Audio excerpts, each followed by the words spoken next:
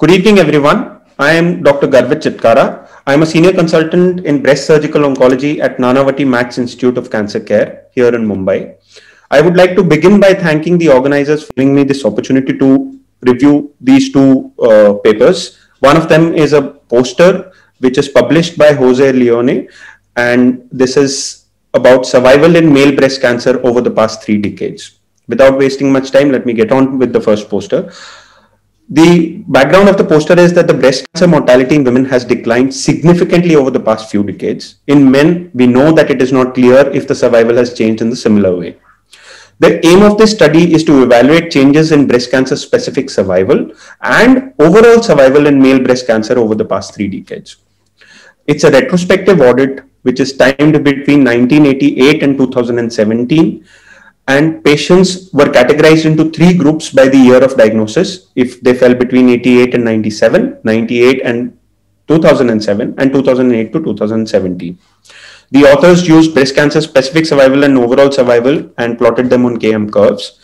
Differences between the groups were compared by log rank test, and a Cox proportional hazard regression was used to evaluate the independence association of tumor and patient factors with BCSS and OS. The number of patients in the study in the first decade were 1,000, 2,900 in the second decade, and 4,500 in the third decade. Now, the median follow-ups were 23.6 years, 14.3 years, and 4.5 years respectively for each of these decades. The author said that there is no significant difference in breast cancer specific survival, both between the 3 periods of diagnosis and within each stage of breast cancer. However, overall survival improved significantly over time.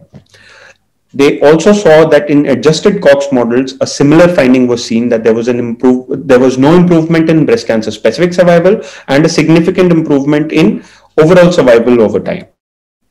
The authors concluded that over the past 3 decades, there has been no significant improvement in breast cancer specific survival in male breast cancer. The improvement in overall survival over time suggests increasing life expectancy. And they urge that their efforts need to be made to improve breast cancer specific survival in male breast cancer. Now, let's get down to discussing this paper. There are limitations in the study, obviously. There were no details of systemic therapy or adherence to therapy which have been put in the poster. The follow-up of the third decade is quite short. It is only 4.5 years. And the point that the breast cancer specific survival does not show improvement. However, the overall survival is showing statistically significant improvement in spite of improvement in therapy cannot just be explained by higher life expectancy, because all these patients are breast cancer patients, and both these breast cancer specific survival and the overall survival should at least be in the same direction. Now, if you look at other studies which have been published, which is overall mortality after diagnosis of breast cancer in men versus women, this was published in JAMA Oncology in 2020, I guess by Phi Wong.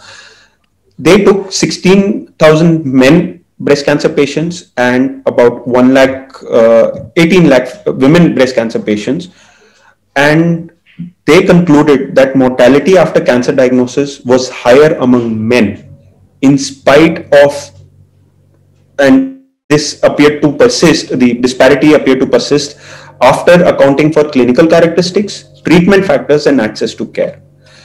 Now, why I brought on that paper in this discussion was because this is what my take-home message is from the poster, that male breast cancer is poorly researched and is a poorly understood cancer. We need to have trials which are more gender neutral. Up until now, we've been having trials which have systemically excluded men from clinical trials. We need to have more gender neutral trials, and we need to understand additional biological attributes, treatment compliance, and lifestyle factors of male breast cancer to be able to understand this disease and give our patients a proper evidence-based medicine, evidence-based treatment according to their disease. Coming to the second paper under review, this is the incidence of breast cancer recurrence 10 to 32 years after the primary diagnosis. This was published in JNCI by Ricky Pedersen et al. And the background of this study or paper is in women with ER positive and HER2 receptor negative tumors, we know that one half of the breast cancer recurrences occur more than 5 years after primary diagnosis. Adjuvant endocrine therapy has therefore been extended to 10 years, yet the incidence of breast cancer recurrence beyond 10 years after primary diagnosis is not well understood. Now, aim of this study was to study the risk of late breast cancer recurrence 10 years or more after the primary diagnosis and associations between patient and tumor characteristics at primary diagnosis and late breast cancer recurrence up to 32 years. The time period was between 1987 and 2004. The following registries were used to gather data for the similar results. Now, the authors included all women in Denmark with OBC on treatment between January 1st, 1987 and December 31st, 2004. The patients included were living in Denmark, alive at the time of enrollment into the study, and without a recurrence for 10 years after diagnosis. So patients who were diagnosed 10 years back are now alive and are living in Denmark were included, and late breast cancer recurrence was defined as local, regional, or systemic recurrence diagnosed 10 years or more after the primary diagnosis. For analysis, the authors did analysis of crude incidence rate of late breast cancer recurrence per 1,000 person years. Cumulative incidence was calculated using non-parametric Allen-Johansson estimator, treating death and second cancer as competing causes, and stratification was by follow-up time and patient and tumor characteristics at baseline. Cox regression models were used to estimate the crude and adjusted HRs for recurrence. Coming to the results of the study, total number of patients included were 36,924, out of which 20,315 fitted into the inclusion criteria, that is, they survived 10 years without breast cancer recurrence and were included into the study, and they generated a follow-up, person-year follow-up of about 1,67,000. 2,500 patients developed late breast cancer recurrence during follow-up. The incidence rate was 15.53. The highest incidence rate was between the years 10 to 12 years. The cumulative incidence was calculated, and it was seen that it decreased with increasing tumor grade, that the cumulative incidence of breast cancer recurrence was highest in grade 1, which is quite counterintuitive. There was increased with increasing lymph node involvement at baseline. There was increase in cumulative incidence with increased larger tumor size, which was more than 2 centimeters, and it was higher in younger patients, which is less than 40 years, ER positive patients, and those who received breast conservation surgery. Higher hazard ratio for breast cancer recurrence, late breast cancer recurrence, was seen in women less than 40 years, breast cancer patients who underwent breast conservation surgery, more than 4 lymph nodes, tumor size of more than 2 centimeter, and who received endocrine therapy. Similarly, low hazard ratio was seen in high-grade tumors, ER negative tumors, and those who received chemotherapy. With the sensitivity analysis that was done by the authors, they found that the higher hazard for distant late recurrence was seen in patients with lymph node positive, grade 1 and 2 tumor, and ER positive tumor. Higher hazard for loco-regional late recurrence was seen in low-grade tumors, younger age at diagnosis, and breast conservation. The absolute risk and hazard ratios increased with increasing nodal involvement, tumor size, and younger age at diagnosis.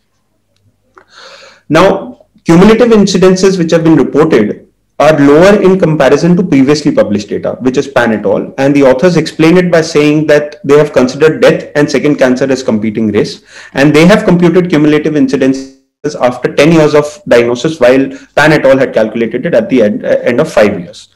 Now, increased cumulative incidence and loco-regional hazard ratios, which are seen higher in breast conservation surgery, reflect a residual disease. However, low risk of distant late recurrence in breast conservation surgery is prone to confounding by severity, by which they mean that patients who underwent breast conservation surgery obviously had smaller tumor burden as compared to patients who underwent modified radical mastectomy.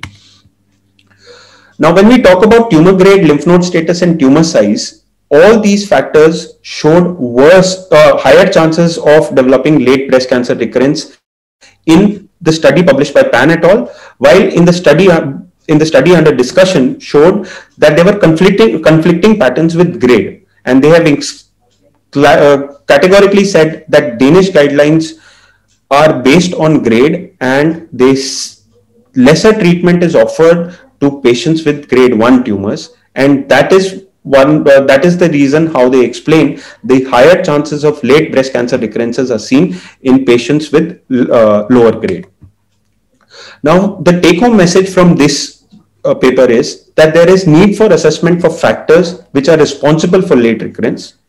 Maybe we need to invest our time and funds into development of prediction models of patients which can predict that and separate the population into patients who are at higher risk of developing late breast cancer recurrences. And there need to be different and more stringent follow-up strategies for these patients with high risk of late recurrence. Thank you very much.